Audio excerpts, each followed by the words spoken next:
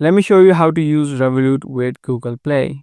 You can easily add various cards that you got from Revolut into your Google Pay account. To do that, you need to have a virtual card and not a physical card from Revolut.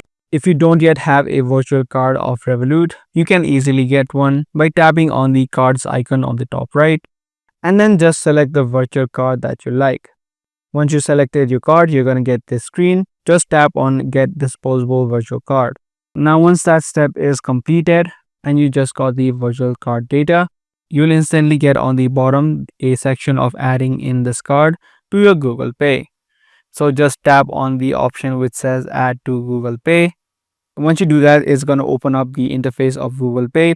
Make sure that you also have the Google Pay wallet installed on your phone. So once you try to link the card, it instantly opens up the Google Pay platform.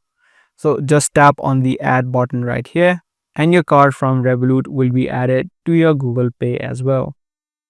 Do give this video a thumbs up if you guys found this video helpful. Also make sure to hit that notification so you get notified for more future videos.